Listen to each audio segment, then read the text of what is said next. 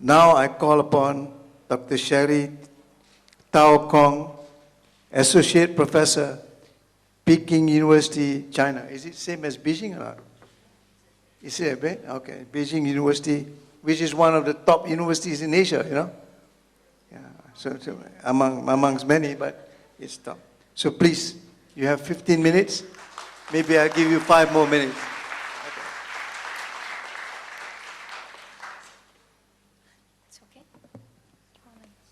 Okay, selamat sore, and let me first thank the organizers and the Penang Institute in particular for having me here. It's always a great pleasure to be back in Penang. And today I'm going to talk about political institutions, governance, and development. And in the context of the theme of the conference, I would really like to just put these 3 things together, and hopefully we can discuss this further, linking what we are going to talk about in specific country messages, as well as I want to bring in China, although China is not part of ASEAN, but it certainly wants to get as close as possible. And more importantly, I think China as an important developing country, it certainly shares a lot of the issues, the problems, the challenges, as well as Chinese people share many of their aspirations as people in this part of the world. Okay, in the discourse of the role of political institutions, the argument has been put forward as such that it is ultimately through the political process that different or conflict interests are put together, and in the form of policies, or be it policy making or the implementation of the policies, that the society has made this incentive structure to work, and different actors will react to these incentives, and an outcome of this is what we observe in terms of economic performance, growth, albeit the more generally or broadly defined as welfare or the well-being of the people. Now, what I'm going to talk about here is first the relationship between political institutions. I will introduce the definition of these concepts later, the relationship between institutions, governance, as well as development. Now, the next bit I want to talk about is how institutions would evolve over time, and especially in the theme of this conference, we're looking at transition economies, transition countries. We are calling for change in terms of institutions in the context of changing socio-economic conditions. And lastly, putting this into context, I want to put China on the table and trying to show you how China is also facing similar issues and how much China can learn from its ASEAN neighbors, especially in terms of the experience in Indonesia over the past a couple of decades. Now, before I go on, let me just make clear what I mean by this big concepts. Yeah, the first thing we're talking about is the political institutions.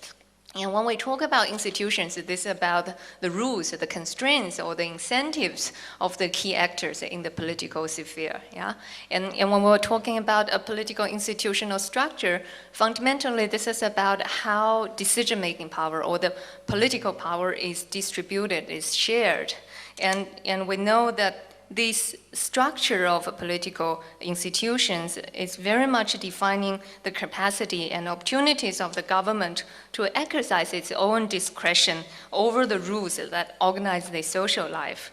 And when we talk about governance here, I want to say governance is primarily it's about an incentive structure in the economy in the context of how governance is working to regulate or to provide incentives to economic actors, and how policies are made as well as implemented. And development, put it simply from an economic perspective, maybe it's growth, maybe it's economic performance in general, or it can be certainly interpreted as more broadly as it's, say, well-being, a welfare type of variant. And here the distinctions is not really important, but I want to link these 3 main concepts together. Okay, now, well, what do we know? What's happening? I mean, political scientists, economists have been studying these topics for decades or for 100 years or for a very long time. And we have learned quite a bit about the issues. And in particular, we understand that the structure of political powers or the institutional structure have some connection with the governance quality. So the different types of organizational structure in terms of political powers is often leading to specific types of governance problem. Yeah. So here, what exactly is the relationship between political institutional structure and governance problems? Yeah. And there are primarily, in the political science literature, there are primarily two somewhat contradictory views. One view very strongly coming quite conspicuously is that power has to be divided in order to be effective. And you can imagine this view is very much about containing the government and prevent it from making arbitrary or discretionary behavior, and in order to ensure credibility as well as primarily credibility and commitment to the society, so it can serve the purpose of government. However, if we think economists are very bad at agreeing with each other, we say two economists are normally having three different opinions. Political scientists will also tell you, well, they don't agree with each other because a large number of studies in political science are also looking at the opposite of the issues, in the sense that the role of government is also being put forward in terms of providing some insulation of policy making, as well as putting forward the sometimes unpopular policy actions. And in that sense,